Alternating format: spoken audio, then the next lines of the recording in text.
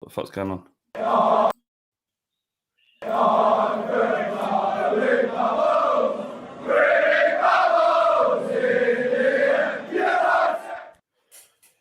What's happening, everyone? Nicky Hawkins, West Ham Fan TV, back once again with another video. Now, we got to that part of the year that we all look forward to, a big rivalry with our neighbours. It's West Ham Tottenham. And obviously, as always, every year, Flav from the Fighting Cock, my good pal, joins us. How are you, mate? I'm really good, man. I'm really good. I'm looking forward to this international break to be over and done with. It's so boring. I hate it every time. I wish they didn't exist, and it's just that, you know, we've got our football back, and there's some banging games this weekend, not least the one between our two teams, Tottenham and West Ham. I just can't wait for it to be back. Really, I'm really loving football again. Hey, keeping in lockdown and all that sort of stuff, mate. You done all right? Yeah. I mean, it's been tough every now and then. You have your wobbles and that, and you're missing your mates, missing football, missing going football. But it's just, you've got to get on with it, really. I'm much luckier than most. I moved out to Wiltshire a couple of years ago, and you don't see a soul down there, really, unless you go into the town. So I'm not even really thinking about COVID or the virus or how it's really impacting other people, because it doesn't really resonate with you, yeah. There's no one here. Like, there's some, like, I can go a week without seeing anyone if I wanted. Well, we've all done that over the last. Well, listen, mate, we are at that time of year. That's why you're here. West Ham Spurs. Now, listen, this is going to be an interesting one because we both go into this on really scintillating form. Really, I can't believe it. I literally can't. I mean, we're in good form, and no one believed that result. I can't believe your last two results. Wolves and Leicester are like, I'd worry about playing them at any stage. I wouldn't want it. Didn't fancy it at all. I didn't see the Wolves game, but I did watch the Leicester game from start to finish. And I just thought you looked great. I thought you deserved it. You made them. A lot of people say how poor Leicester was, but you made it so difficult for them. They couldn't get going. You finished your chances. You could have had more. And it's just such, like, West Ham is such a strange club because everyone seems to hate the owners, which including that. Including you. I've seen your hashtag on the old Twitter. But you're turning up. You keep going through spouts of really quality football, and this feels like more from an outside perspective. Even with my Spurs hat on, it feels like more. There's more substance to what's going on this time than the spats of good form we've had previously. So I'm not going into this game as ever. I'm not going into this game thinking, just because we've added to our squad and Gareth Bale might play a part, thinking that this is going to go Spurs' way. I've got a sneaking suspicion this is going to be a lot harder, and I'm sure there's been a lot of trappy Spurs people on Twitter, Spurs fans on Twitter, and your mates might be very trappy and confident about this, but it's going to be tough. It's going to be really hard. I hate the fixture, but I'm not looking forward to this one in particular. You touched on him there. You got your boy back. Gareth Bale returns. It was always inevitable that he was going to play against us because of the lockdown restrictions and all that. So we knew West Ham was coming up, and we knew he was going to come back. You lot must be buzzing over there. Oh, how can you not? I mean, it's like he's hands down the best footballer we've had. Most effective. You know, everyone knows what Gareth Bale did for Tottenham before leaving to go to Real Madrid. And it's just thought it was going to be impossible to get him over. How's any club going to finance a deal where he gets paid $600,000 a week? It seemed like the contract was so expensive that he was just stuck in it until the end. And, you know, he's within his rights. They agreed the deal. They agreed to pay it. Why should he then pay or suffer the financial impact of Real Madrid's mistake? It's just not. That's not the way it goes. He was right to stick it out, in my opinion. Well, and somehow, go on, mate. Go on. Well, somehow we've managed to figure it out. So that obviously Real Madrid wanted him out desperately. Somehow Spurs are paying half of his wages in 300k. Real Madrid paying the other 300. And I guess there's no signing on fee. There's no loan fee. We're just taking the hit on the wages, which is £13 million. So if you look at it over the year that he's contracted to stay with us on loan, it's almost a £13 million loan fee, which is a lot. But it's Gareth Bale. You've got to do it. But you would have been paying wages anyway. I mean, we see someone. I think Ross Barkley went for something like that in loan fees. Yeah. I mean, it's not. I mean, now's a great time to. Now loans are so significant because the money in football is uncertain for the first time it's been in many years, and it's a good way to bring players in with a loan with an option to buy. Yeah. I'll tell you what, buzzing for it. Because we all know Gareth Bale's a world-class footballer. We've been on the end of a last-minute Gareth Bale cracker ourselves. I remember it. Just before he left, yeah. So we all know he's a world-class footballer. He'd lost his way a little bit at Madrid, and that's not. I don't think that's his footballing ability. I think that's just obviously we all know the chant golf Wales golf Madrid in that order and all of that sort of thing.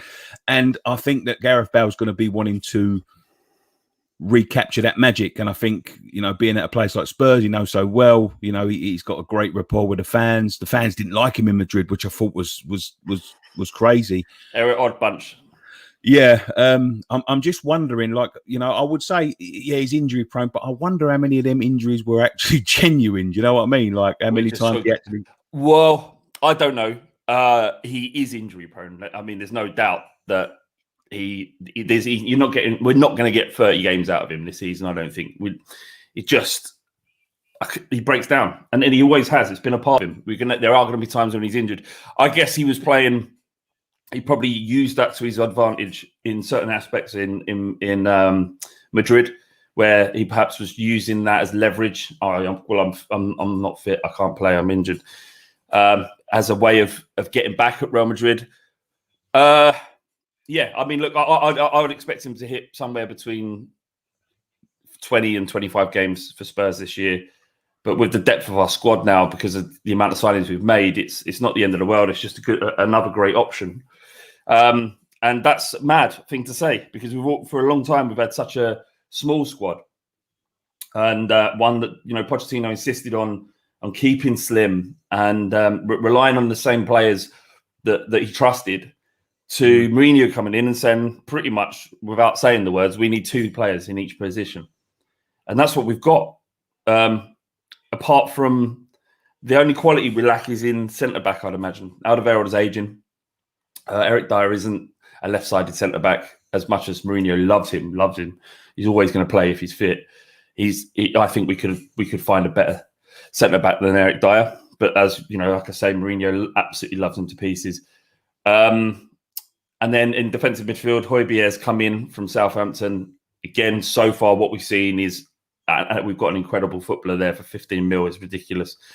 I don't know if you saw the game against Man United. We won 6-1 and he was our best player, I thought. Yeah, I thought he was brilliant, to be honest. Controlled the game brilliantly. Yeah, I mean, I guess it's easy when you go down to 10, but easier when they go down to 10 men. But he just seems so calm. And we Arsenal fans are going mad about Partey. But I think they've paid £30 million more for a player that isn't as good as Højbjerg, in my opinion. Although obviously I'm going to say that.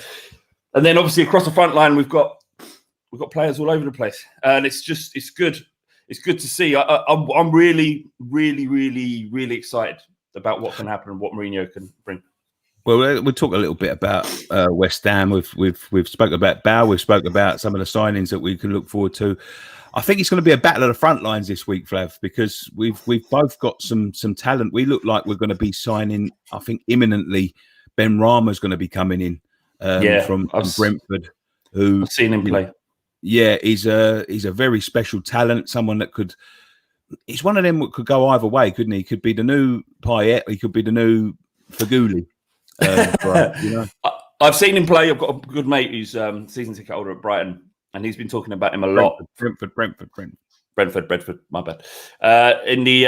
He's talked about him a lot, and he talked about Ollie Watkins being Premier League players, undoubtedly. For £30 million, it is £30 million, right? That's what I read. Something like that, yeah. For that, if he can recreate the form he showed for Brentford, for West Ham, then it would be great. And you're getting options. You're building options. I thought Bowen's a really good signing. It's gone under the radar somewhat elsewhere, but probably maybe because he come from Championship side. But I thought he's been excellent. And the lad you got in midfield, I can't pronounce his name. Suchek. Yeah, he's started really, really well. And so this season, it's more than that though. It just you had a system against Leicester. There was a system. There was a clear. It seemed that the players understood what they need to do, and at no point during the game did they falter from it. And if Antonio's playing against Tottenham, then we're going to have trouble because bastard loves scoring against us. Yeah, he does love a goal against Spurs. Let me just touch on a couple of things, mate, diverting away from the game. Yeah. I know it's pretty much dead in the water now, but I'm expecting a sort of a rebuff. But what did you make of Project Big Picture? Because we was two of the clubs you were in the top 6, obviously, but we was one of the clubs that was going to get special dispensation. One of 9. Yeah, you would have. Yeah, you would have because you'd have been in the league for so long. I thought it was disgusting. I hated it. I hate. There's so many things I hate about it. I hate the fact that these supposed rivals were talking behind closed doors about how to make a land grab for the Premier League. That's not what football's about. Having Man United and Liverpool going, oh God, how can we make each other stronger? You should be trying to destroy each other, not have meetings about how to secure your position as the biggest clubs in the world, or the biggest clubs in the Premier League. They've used this opportunistic this time to be opportunistic about helping these clubs that desperately need help. It's a bribe, isn't it? Let's be honest, it's a bribe. Yeah, here's 250 million. Sounds like a lot. Will probably save you, but we want so much in return. Forget the League Cup. Forget the Community Shield. We want to control. Have controlling rights in the Premier League of over voting. So it's not 14 anymore. It's 9, and those 9 clubs can vote in any which way they want to. They will control it. And the other clubs who become part of the Premier League by merit have no say whatsoever. They reduce the size of the league to make it harder for other clubs to get into. Two relegation places plus third one as a playoff, giving the Premier League side another opportunity to stay in the league with a squad that will be so much superior to the one in the Championship. It was embarrassing. Actually, I was embarrassed reading it, and it was just shows you, innit? It just shows you that what these owners of the clubs really think about it. What do you think? I'm the same as you, Mark. You echo my thoughts completely. It's just, as I say, power grab, make the rich richer and the poor poorer. To be quite honest with you, it's more of a division. I find it baffling, Flav, that and I think most clubs for the Premier League have gone through something like this. That a team like Arsenal, I use them because they've been in the news most, and I'm sure there's more to it. But can make their sort of mascot redundant whilst spending £60 million on a player and paying someone £350,000 a week, and I think they got rid of 50 staff, and it just goes to show you that it's all about the money. There's no sort of community left in football. I can't even talk about Arsenal. Just a scum football club, run by bastards, supported by pricks. And actually that's harsh, right? There's many Arsenal fans. I know some that are not pricks, but when I say that, I think about going onto to Twitter and them defending the fact that they've made 55 people redundant. I know one of them. Really? Personally. Yeah. And by the same day sign, or a couple of days, the same week, sign William on 220 grand a week. I'm saying obvious stuff. I think there was a direct quote from one of the owners of Arsenal who said they needed this. This was a way of freeing up money to sign William. And I'm sure I read that. They've got no shame. They've got no shame. And I'm sure there are many owners like that. But if it was my club, that did that, I'd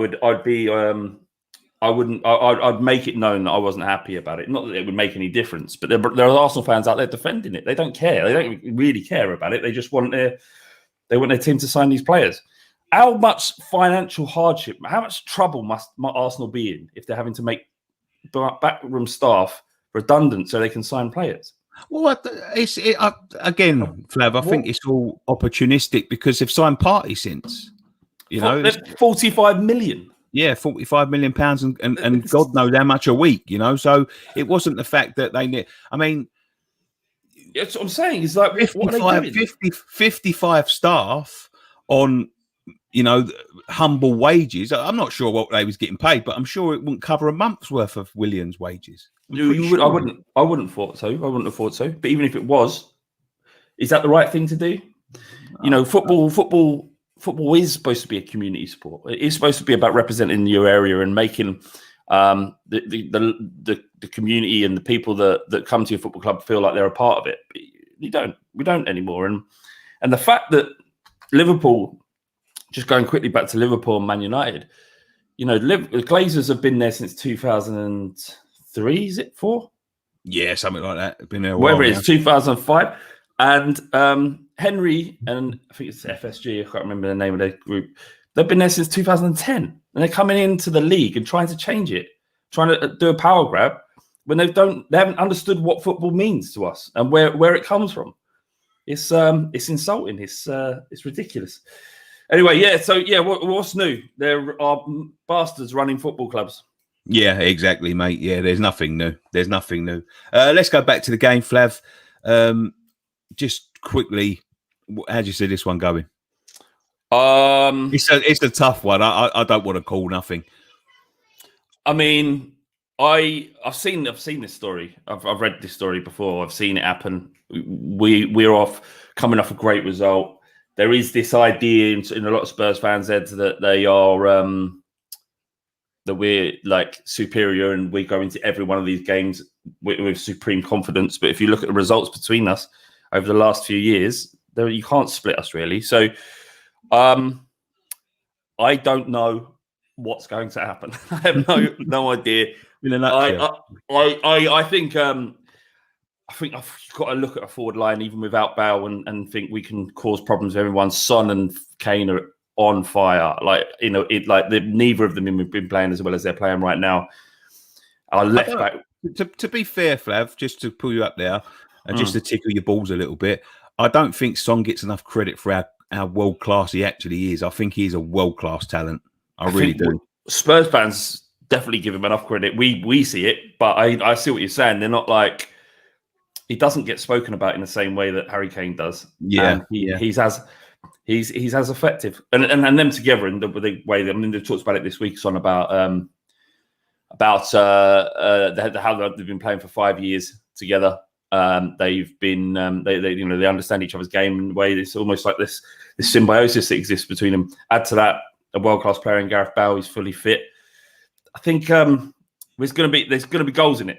And I tell you what I would say. I'll look out for. I don't know if he'll start because he got a knock playing for Spain. Our left back from Real Madrid, Reguilón, is incredible. Do you know what? I signed him on the Ultimate Team, right? And for about a week, I thought it was saying Greg Whelan. What is it? Still don't know. Reguilón, apparently. But the way you're saying it is going Reguilón. And Reguilón. I'm like, Whelan? Where the fuck's who's Greg Whelan? We call him Reg. So, Reg, yeah. I think that's the best way to do it. He's mustard, mate. He's absolutely mustard. He's so quick, so aggressive. In his first game, he had 8 tackles, and that's more than any other Premier League player this season. Really excited about him. The ideal team, the team that I'd like to see him put out on Sunday, would be Lloris, it'd be Sanchez and Alderweireld. It'll be Doherty on the right, Reguilón on the left, Obier in midfield, and Ndombele and Lo Celso, and then obviously Bale, Son, and Kane. But I think Bale starts. No, he doesn't. No. I think he comes off the bench because that's always the way, isn't it? I'd start him, get him in straight away.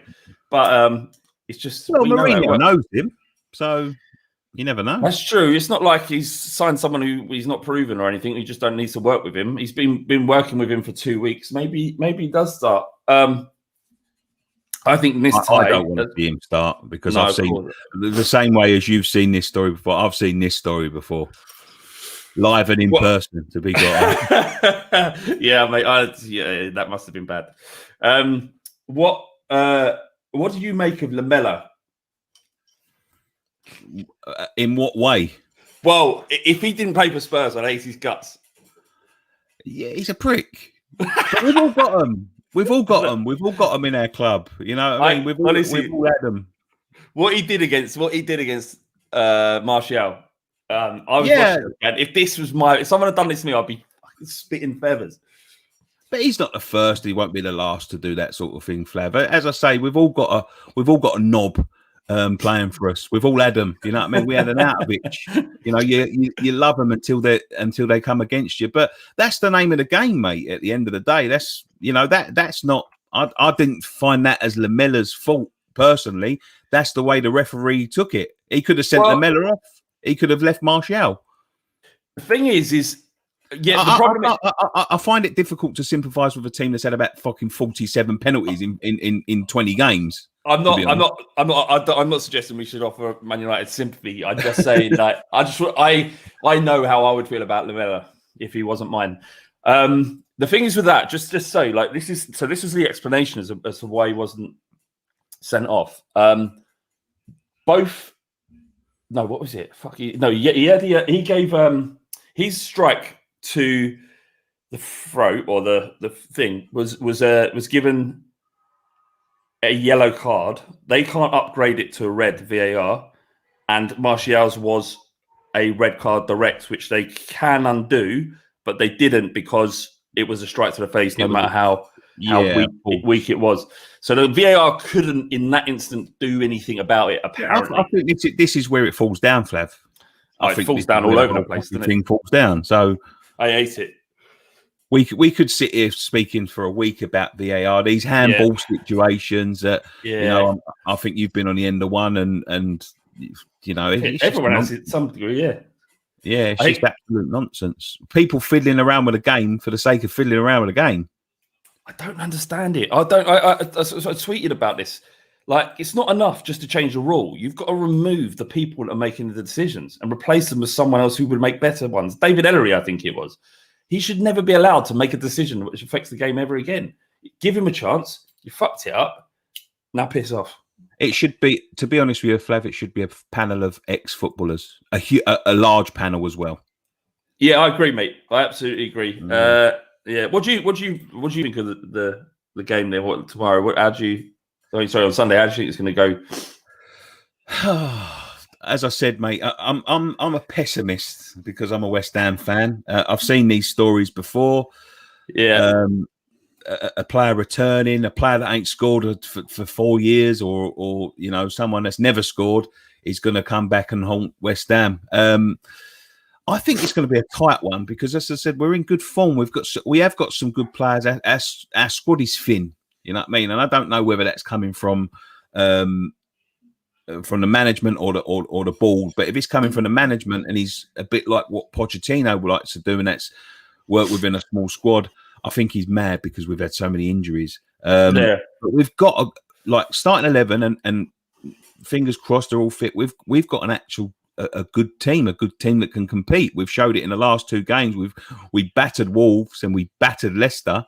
We're going to You're unfortunate to lose against Arsenal as well. Arsenal, yeah, we battered Arsenal. It was. Do you know what? It's the game that I hate the most because we go there every year and we absolutely tank them. We absolutely play them off the park, and they come away with some lucky VAR goal or deflected goal or something like that. But we played Arsenal off the park. The Newcastle game was poor, but we're in good form. We've got a good signing. We've got Kufau in. I think his name's Sufau, but it begins with a C. So don't ask me about pronouncing names. I'm terrible. Yeah, I call him Kufau.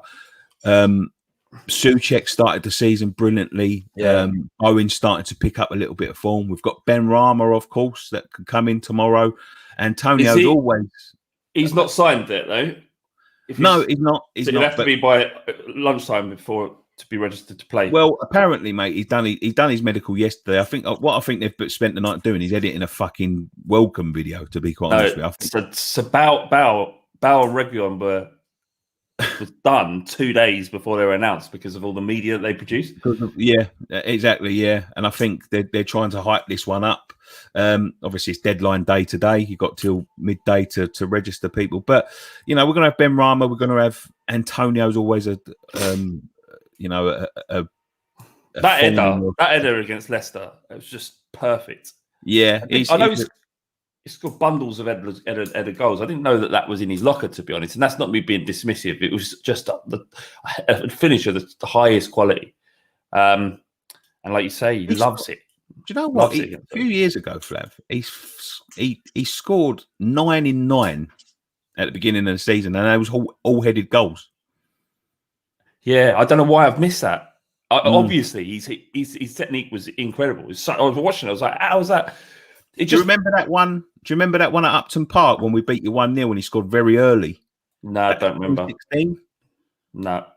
And he come front post and he fucking walloped it at Lloris. And Lloris got hands to it. He couldn't even keep it out. It was that hard. Mate, look, someone who doesn't get it goes under the radar and doesn't get as much praise. Antonio is definitely up there with that. He's so underrated. Also, he's played in every position on the pitch, I think, at some stage, didn't he? Yeah, he has. Yeah. Did he start out as a right back?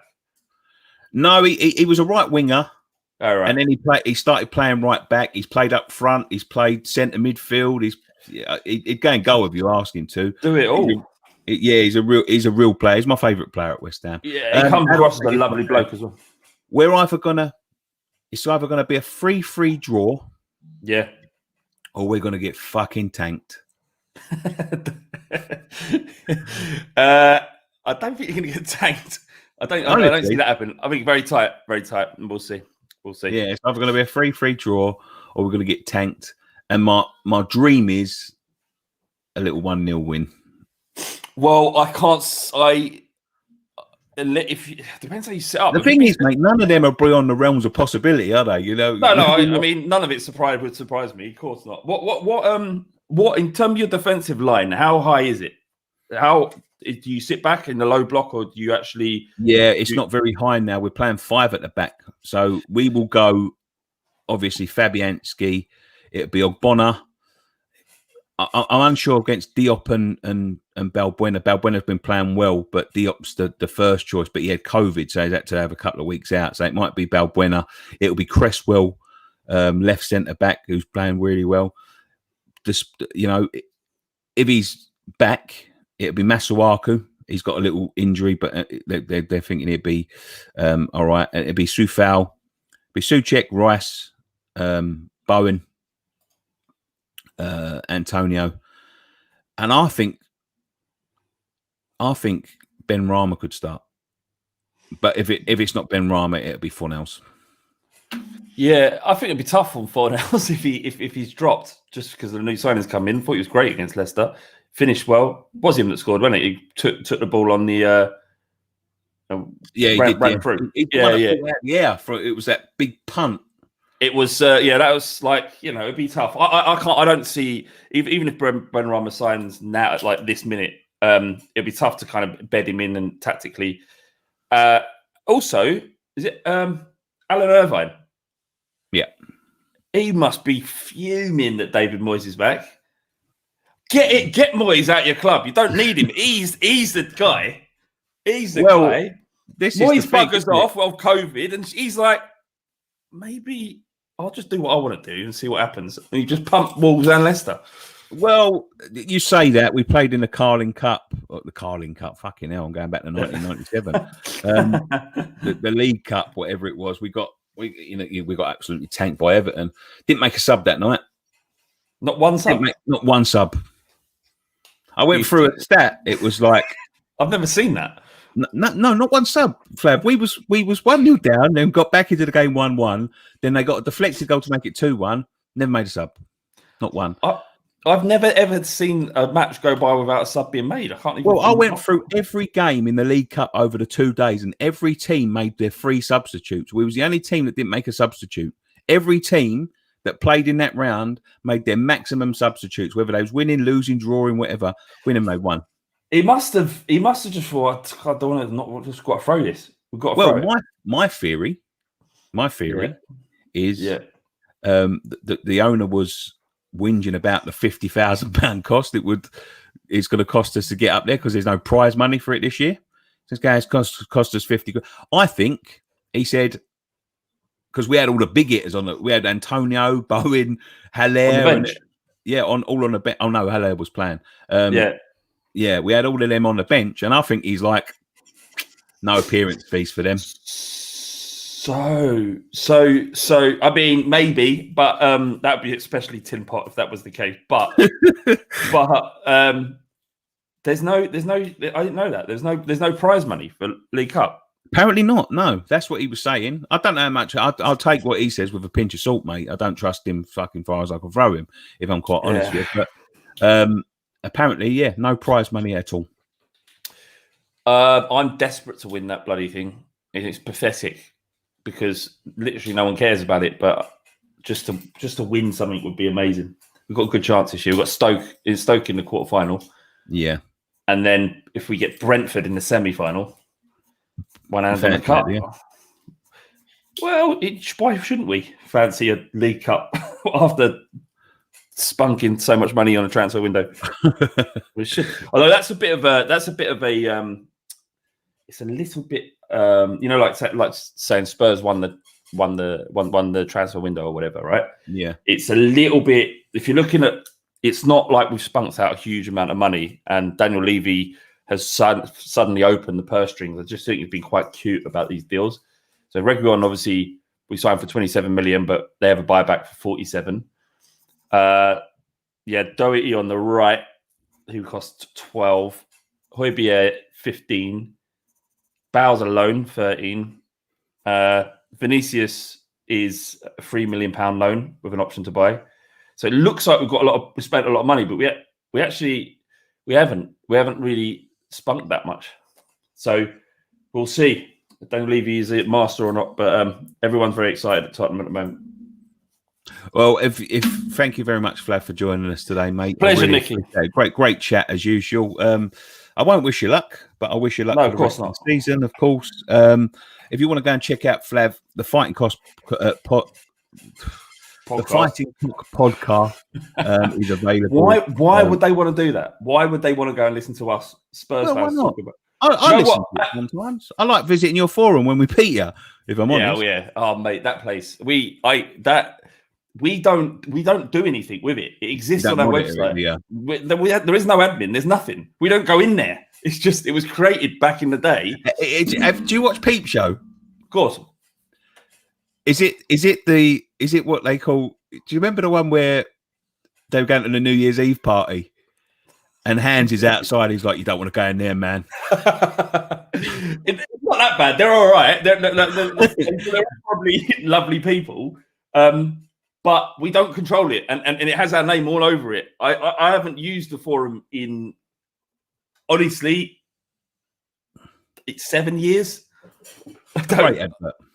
I'm sure the users have just the children of the feral children have taken it over, have they? We just let them do what they want, really, as long as they're not causing any legal issues. Really, we've got this system. This is quite boring, but we've got this system where they can bin each other, and if you get a number of votes against you, you just get chucked in a sin bin, and it seems to work. Oh, really? Self-policing. That's crazy.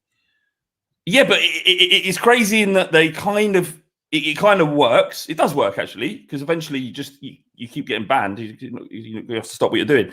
But in terms of policing, no one's policing like what they're saying about Spurs West Ham beforehand and afterwards. So it gives a lot of ammunition. I used to do it a lot. If Arsenal had a bad result, just watching the match, the thread, as you watch it chronologically as the game went on, and you can see the moment Arsenal concede and what they all type. But look, I would say that's not. It's not completely reflective. What can I just plug something else, mate? Of course you can, mate. We've got a podcast with my mate Windy called 15 Minutes. It's not about Spurs, not about Tottenham. It's just about we pick a subject or a word each episode and talk for 15 minutes about it. In the last issue. Last season. Season 2 is coming soon. We had all kinds of lovely discussion. Talked about first girlfriends. Talked about. Hang on, I'm just getting it here. Driving, jaws, puberty, aging, stag do's, meat, drugs. Where else? I don't know if I can say that. A levels, coronavirus, Twitter. So it's all kinds of things. I'm really proud of it. It's one of my favorite things to do. And if you need a distraction from football, then go and listen to 15 minutes. You can find it everywhere on all your pod apps. Well, I didn't know that was going on, mate. So I'm going to have a listen to that now. Go and have a listen, mate. I will do. Thanks very much, Flav. I really appreciate it, mate. Thank you. Nothing at all, mate. One thing left for me to say. Come on, you irons. Thanks, Flav. Cheers, mate.